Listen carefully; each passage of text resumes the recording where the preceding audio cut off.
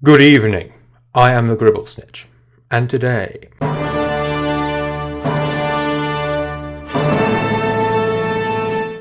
Faltir is an island chain located in the centre north of Attu's A archipelago, neighbouring Nongba and Nuejar to the west, and Tiatero and E to the east, amongst them being one of the first nations to have been around since the beginning of the project. Although currently united under the Faltiran Empire, Faltir was historically divided along ethnic and geographical lines. You'll find this is an inadvertently common trait for a lot of Attu nations. The majority of Faltir's population belong to the Ari ethnic group, a people originating from the floodplains and forests south of the Faltir mountain range. This region is called Aritir. The Ari make up the majority of Faltir's population and have been the dominant culture over the islands for a vast number of years. The official language and dominant religion are ultimately Ari in origin, and a vast number of Ari communities exist outside of Aritir due to conquest and colonization. The language of the Ari is Aritus, and their religion, Micah-ism, is greatly tied to national history and identity. The year in which Micah-ism was founded marks the first year on the Faltiran calendar, and a large part of modern conflict is caused by radical Micahist sects. Micah-ism revolves around the dual worship of the gods of the sun and moon, and is named after its principal scripture, the Lyco, which was written around 600 TT by an Ari man named Rabbi Eel. Rabbi Eel would then spend the next decade before his death spreading the teachings of the Lyco, which he claimed he wrote after being revealed the truths of the universe by the sun god Sirkrot, who held equal standing with his wife, the moon goddess Gepkrot. Rabbi Eel's preaching would lead him north of the Faltir to the region of Glanes, where he would ultimately die at the hands of the native Ness people. Glanes primarily consists of a large, dry grassland, however is also home to a large wetland known as the Great Bog.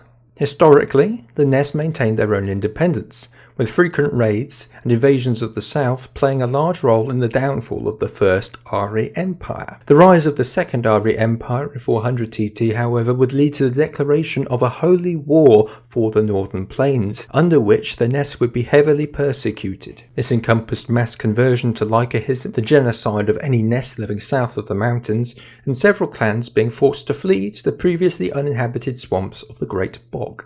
It was under the Second Empire that the Ari would also go on to conquer the remainder of Faltir, settling the tropical islands to the north of Glanes. The island of Melor would also undergo large amounts of Ari settlement, but the native people of the island, the Melo, would persist and be converted to Lycahism. Melor had previously been unknown to the Empire prior to their conquest of the northern plains, in large contrast to the other peoples of the islands. This leaves the Striltir Peninsula of southeastern Faltir, which had been under Ari dominance since the time of the First Ari Empire 1200 years prior. The Striltir Peninsula is dominated by the Striltir Mountains, stretching nearly from shore to shore and covering the land in montane shrubland. These mountains have served as refuge for a culture known as the Strill, who, despite only being a subset of the Ari, carry on some traditions of their predecessors, the Old Strill, who had their own unique written language and culture before they were conquered by the First Ari Empire. Ethnic tension, religious fanaticism, political turmoil, it's all par of the course for Attu, but what have they been getting up to since they've been introduced to the rest of the world? Well, when the clearing happened, Faltir was under the control of the Holy Republic. It was on paper a democratic republic, however was established by a warlord after the collapse of the Second Ari Empire, and this was the government Faltir had from the start of the project up until in 5 PC, when a company called United Airfryer Enterprises, led by a guy named Air Fryer, took over the country via a coup and began to rule through a brutal military dictatorship. This lasted 2 years, and then every person in the country was simultaneously teleported to another dimension. Personally, I like this. Why? Because it's bold. It's fresh. It's new. Fuck the serious world building.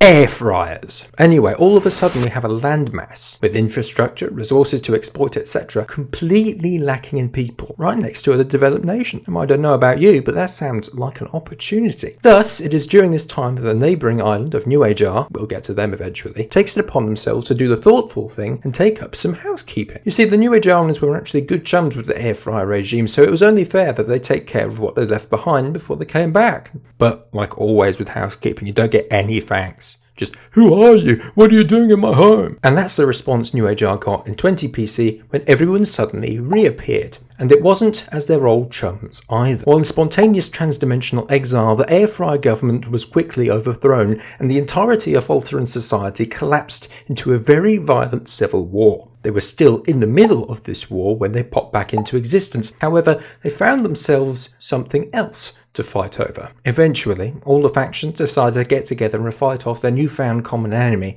led primarily by the Third Ari Empire, and with the Karian support since they don't like New Age R that much. After this, the country stabilised and readjusted itself to be the Faltiran Empire, and that's where they are today. Huge shout out to Micah, he's a creator of Faltir, and huge thanks to him for coming up with all of this and even helping me out when it came to making the video and making some of the visuals that you have seen, especially the maps. I swear this is going to be worthwhile. Please just stick with me on this. This took me 2 months. Alright, good night.